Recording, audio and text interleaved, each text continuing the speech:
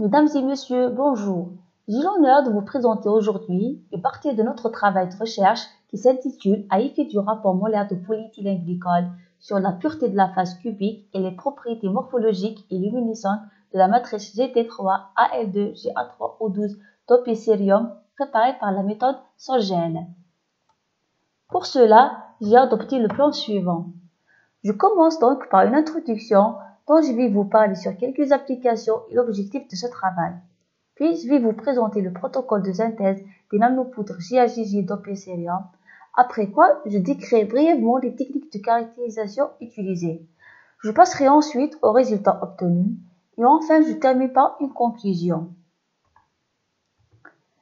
Les nanopoudres de GT3-AL2-GA3O12 dopées cérium, communément appelées GAGG-CE3+, sont devenus l'un des scintillateurs inorganiques les plus utilisés actuellement, en raison de ses excellentes propriétés physico-chimiques. Ces propriétés en font un matériau très attractif dans plusieurs domaines d'application, tels que la tomographie par émission de positrons et la détection des rayonnements X et gamma.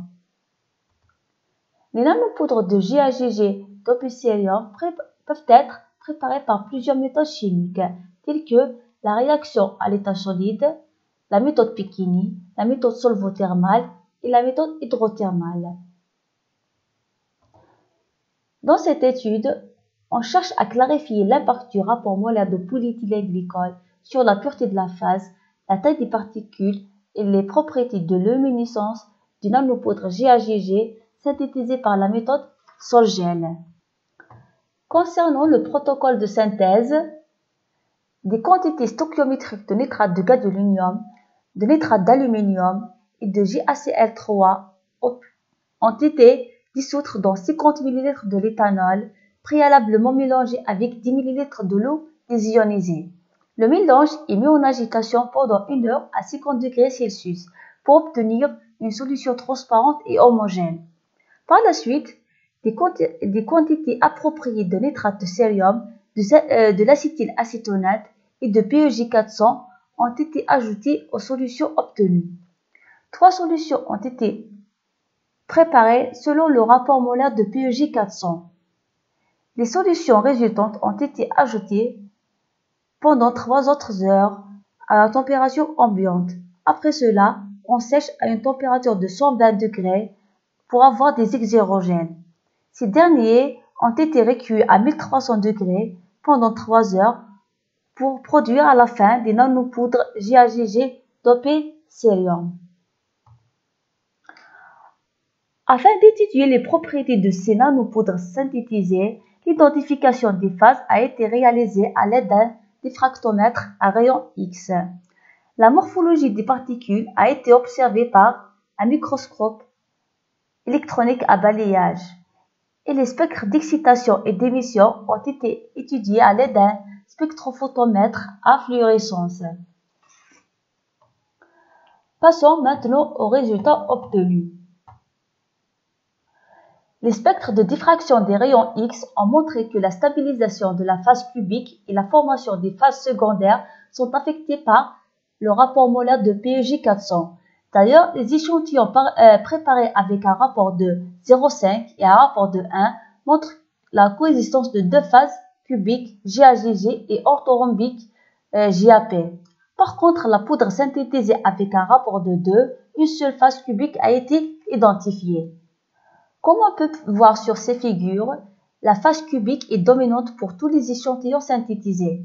Elle a été estimée à 91% pour l'échantillon préparé avec un rapport de 0,5 et 97% pour celui préparé avec un rapport de 1.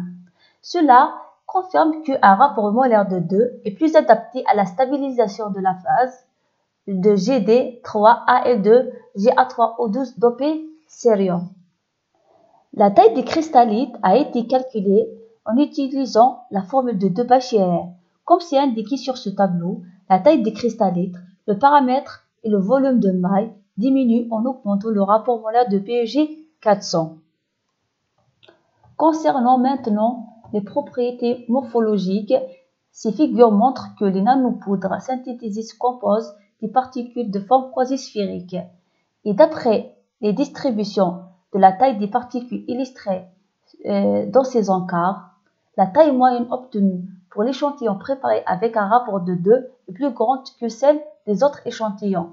Il a été estimé à 382 nanomètres pour cet échantillon et d'environ 316 et 362 pour ceux préparés avec un rapport de 0,5 et 1 respectivement. Passons maintenant aux résultats de la photoluminescence. Les spectres d'excitation présentent un profil similaire pour tous les échantillons. Une forte bande d'absorption du réseau hôte a été observée entre 200 et 260 nanomètres. Un pic d'absorption de faible intensité, centré à 270 nanomètres, a été attribué à la transition des ions de Gd. De plus, deux bandes situées à 443 et 337 nanomètres sont attribuées aux transitions des ions de cérium. Quant au spectre d'émission, tous les échantillons présentent une large bande centrée à 524 nanomètres, correspondant aux transitions 5D 4F de cérium. L'intensité de cette bande augmente progressivement avec l'augmentation du rapport molaire. La plus forte intensité lumineuse est observée pour l'échantillon synthétisé avec un rapport de 2. Cela peut être expliqué par la phase pure de cet échantillon et la taille des particules élevée.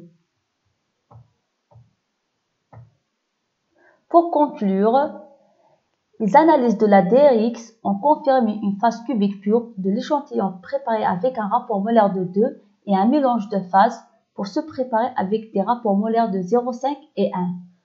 Aussi, lorsque le rapport molaire augmente de 0,5 à 1, le pourcentage de la phase pyrovasquette diminue de 9 à 3% respectivement. Les images MEP ont montré une phase quasi-sphérique des particules.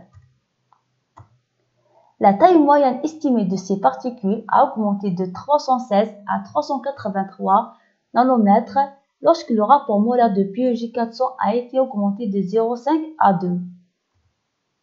Les spectres de photoluminescence ont présenté une large bande d'émission localisée à 524 nanomètres. L'intensité lumineuse la plus forte est observée pour l'échantillon synthétisé avec un rapport de PeJ 400 égal à 2.